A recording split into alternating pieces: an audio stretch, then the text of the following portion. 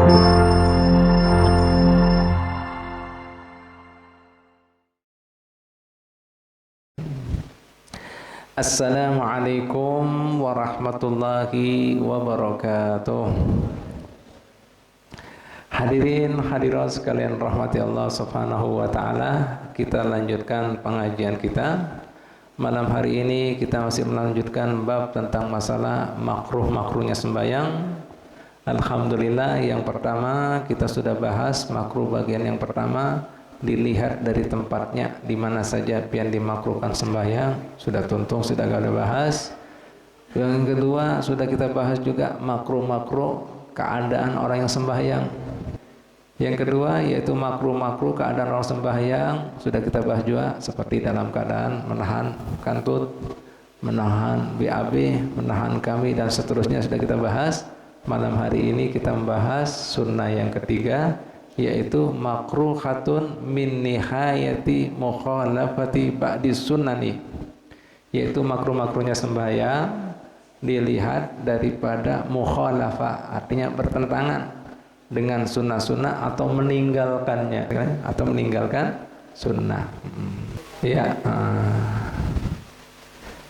apa saja kemudian yang dimakruhkan, ya dilihat daripada yang bertentangan dengan sunnah-sunnah atau yang meninggalkan. Yang pertama, al-israru wal jahru fi ghairi maudi'ihima, yaitu pian mengisrarkan, artinya kadang mengeraskan suara atau mengeraskan suara lain pada tempatnya.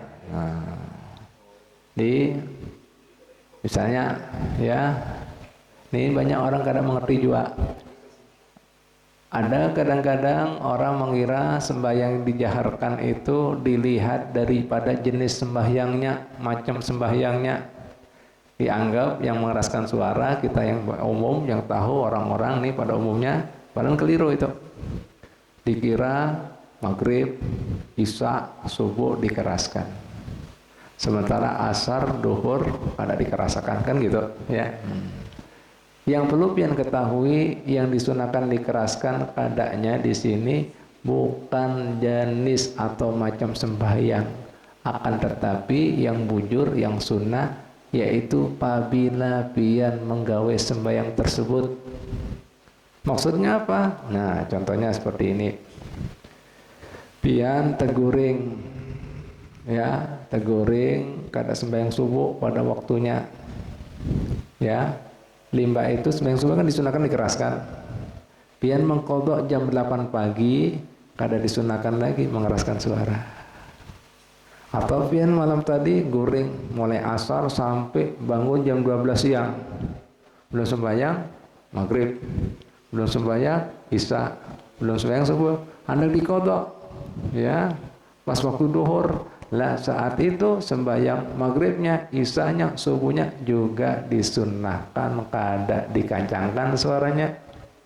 Jadi kada jenis sholatnya atau sembahyangnya, tapi waktunya. Jelas lah kira-kira? Jelas kira-kira? Paham? Nah, banyak orang kada mengerti. Nah, begitu pula kebalikannya. Misalnya pian teguring, ya, tuntung sembahyang subuh teguring, hilang waktu duhurnya, duhur, asar guring masih, bangun isya. Nah, hendak mengkodok sembahyangnya nanti, duhur asarnya di waktu isya, saat itu duhur asarnya disunahkan dikeraskan suaranya, karena digawe di malam hari. Jelas? Jelas? Paham? Paham? Nah, jadi lain sembahyangnya, akan tetapi waktu pian melaksanakan sembahyang. Jelas lah? Nah, ini jika pian sudah tahu, nah waktu pian melaksanakan sembahyang, pas pian menggawainya di malam hari atau di waktu subuh, pian kada keraskan, makruh itu. Jelas dah? Makruh.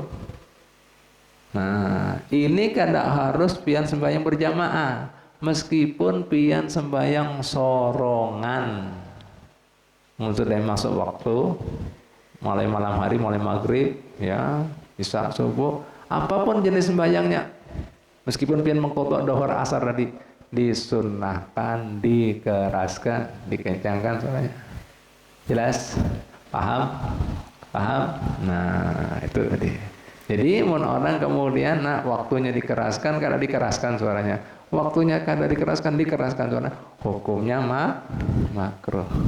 Bisa dipahami lah? Jelas lah? Nah, ini banyak orang kada mengerti.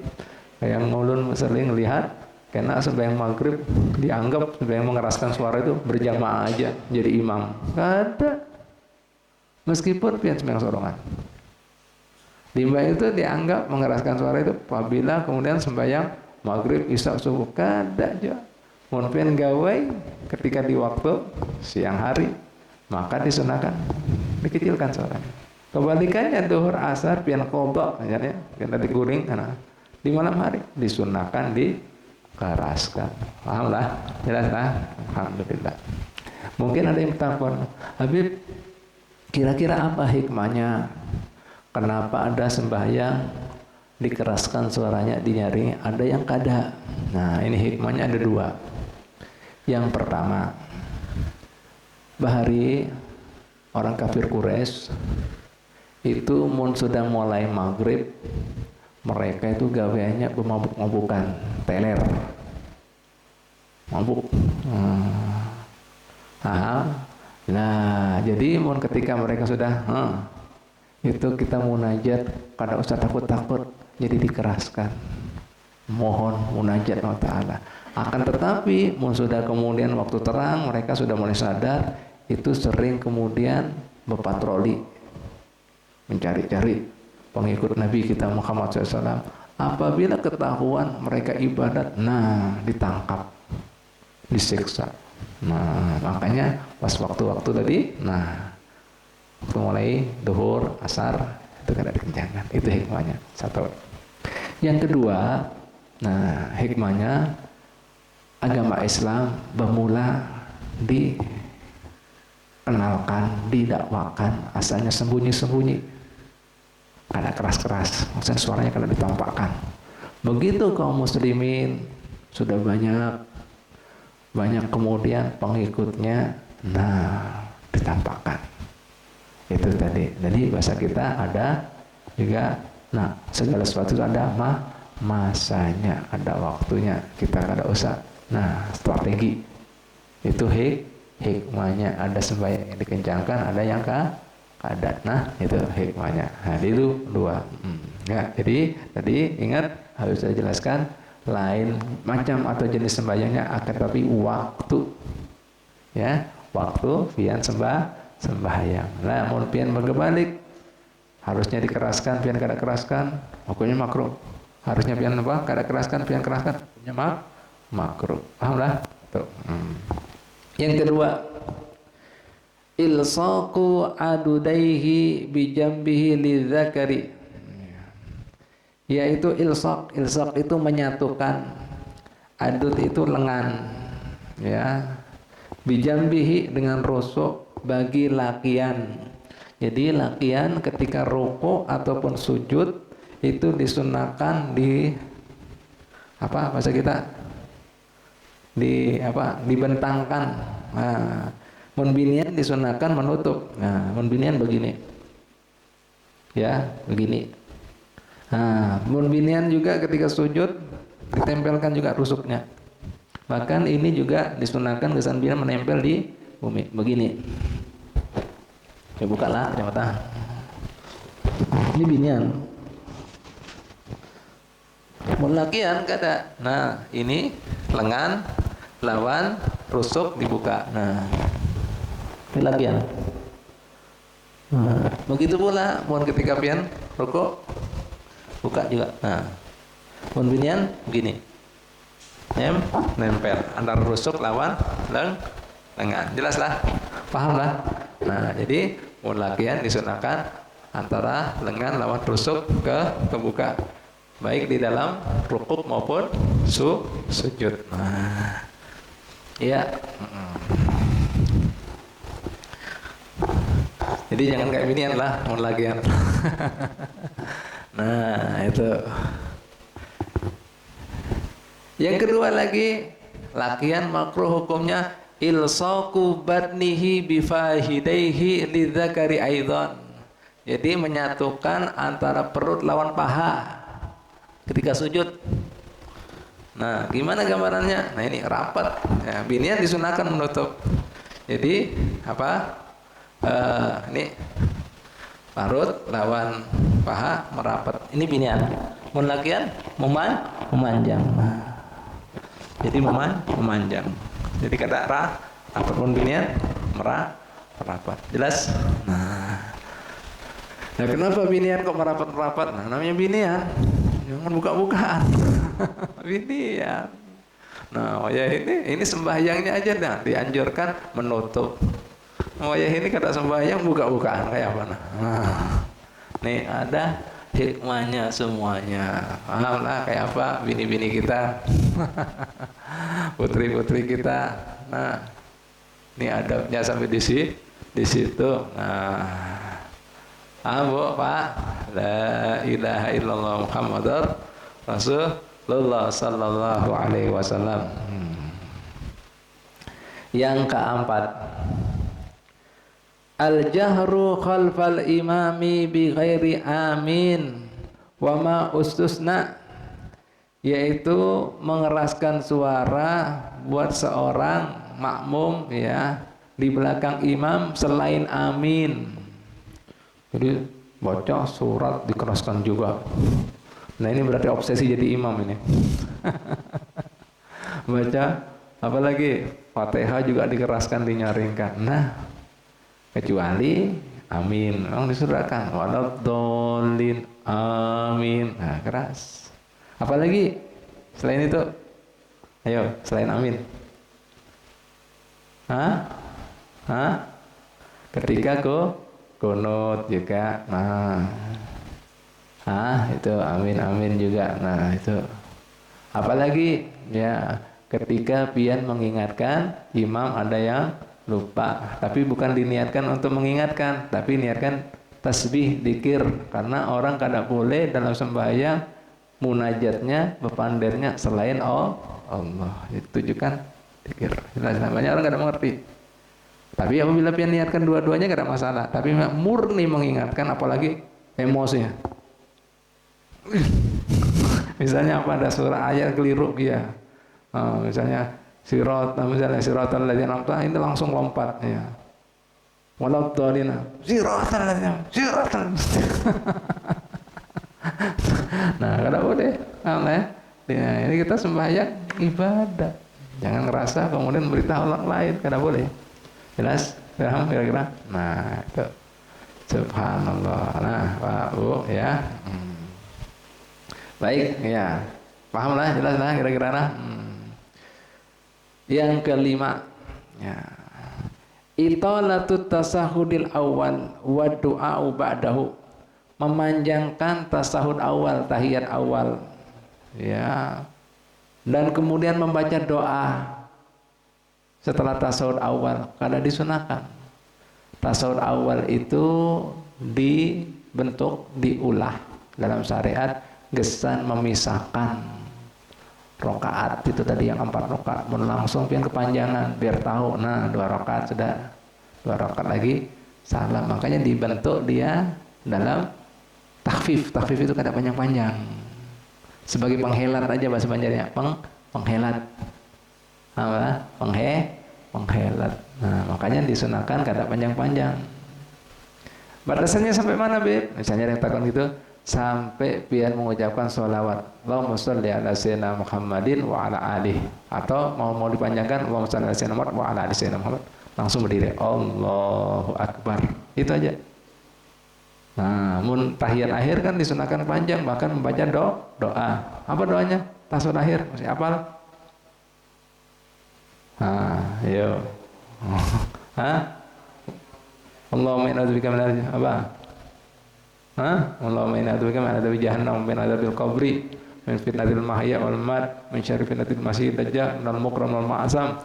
Allahumma ighfirli ma qaddamtu, ma akhartu, ma asrartu, ma alantu, ma asraftu, wa ma anta a'lam bihi minni, antal muqaddim wa antal muakhir, la ilaha illa anta. Apa Hasrul? Amrudin? Maksud? Ya hafal, kan sudah diberi tahu kan diajar.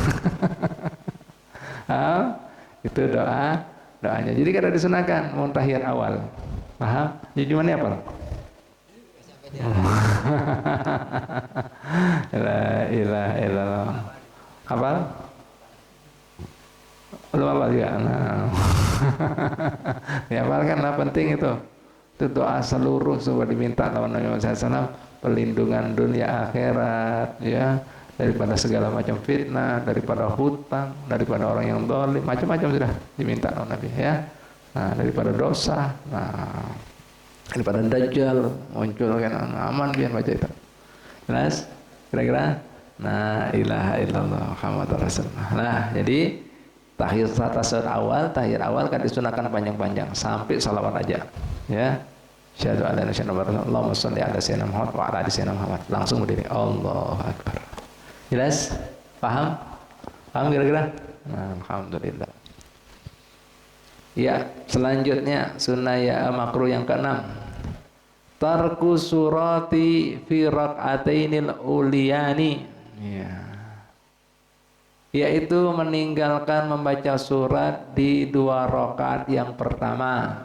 Jadi seandainya pian sembahyang duhur, asar kah, isya kah, kadang baca surat Fatihah aja cukup, makruh. Jelas? Makruh. Baca surat. Meskipun surat yang handap. La ilaha illallah. Ya, makruh itulah. Siap. Yang ketujuh, tarku takbiratul intiqalat, meninggalkan takbir intiqalat, takbir daripada satu rukun ke rukun lain. Misalnya Allahu Akbar, takbiratul ihram, wajib takbiratul ihram. Ya, kenapa takbiratul ihram wajib? Karena itu pembuka daripada sholat. Dan itu takbiratul ihram termasuk rukun qauli. Jika pian kada lafadzkan, minimal pian mendengar diri sorong, hukumnya batal. Jelas? Jadi kada cukup komat kamit. Batal. Harus dijaharkan, minimal mendengar diri sorong. Makanya sampai disebut itu pembukanya sholat. Ya, pembukanya sholat bahwasanya dengan takbiratul ihram pian masuk di dalam kehadirat Tuhan Allah Subhanahu wa taala. Apa artinya takbiratul ihram? Ihram itu dari kata ahrama yuhrimu ihraman, artinya takbir yang melarang. Apa artinya melarang di sini? Yang asalnya pian sebelum baca takbiratul ihram, pian bebas, belum dalam keadaan munajat ibadat.